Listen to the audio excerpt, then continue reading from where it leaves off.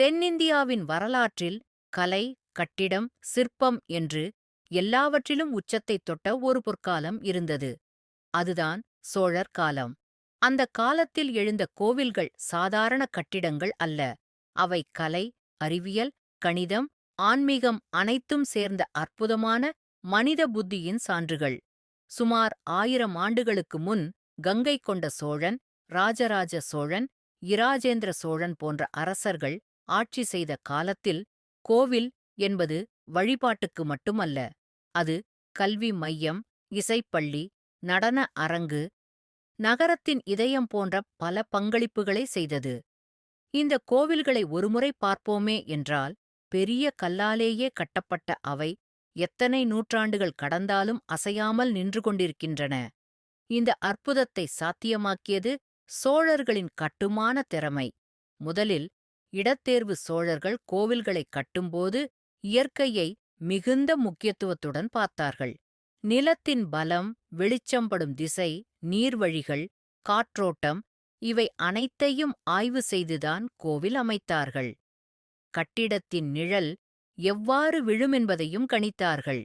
பின்னர் கற்கள் வெட்டும் திறமை. ஒரு பெரும் கல்லை மேல் தூக்கி வைத்து முதுகம்பம் அமைப்பது சாதாரண வேலையல்ல. 1000 டன் நிறையுள்ள கற்களை 6 முதல் 8 கிலோமீட்டர் தூரத்தில் இருந்து கொண்டு வந்து அதனை செதுக்கி சமநிலையுடன் மேல் வைத்து கோபுரம் அமைத்தது மனித புத்திக்கு அப்பாற்பட்டது போலத்தான் தோன்றுகிறது. ராஜராஜ சோழனின் காலத்தில் உருவான தஞ்சை பெரிய கோவில் இதற்கு மிகப்பெரிய சான்று. உள்ளமைப்பு, ஒளி, காற்று, இசை. சோழர் கோவிலில் உள்ளே சென்றால் ஒவ்வொரு தூணும், சுவரும், கதவும் தனித்தனி கதைகள் சொல்லும். லயத்தோடும் ரிதமோடும் செதுக்கப்பட்ட சிற்பங்கள் பழமையான வீர கதைகள் மட்டுமல்ல, அன்றாட வாழ்க்கையும் அதில் இருந்தது. முக்கியமாக சில இடங்களில் ஒலி பிரதிபலிப்பு அறிவியலும் பயன்படுத்தப்பட்டது.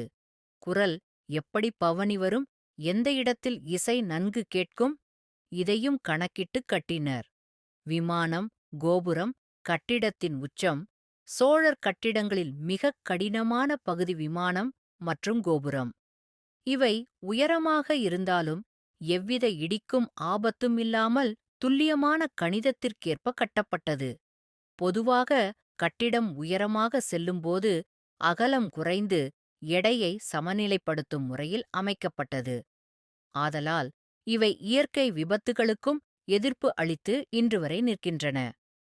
சிற்பங்களின் பேசும் அழகு. சோழர் காலத்தில் உருவான நடராஜர் உருவம் உலகமே பாராட்டும் அளவுக்கு பளபளப்பான சமநிலை, அசைவின்மை அசைவு இரண்டும் சேர்ந்த கலை.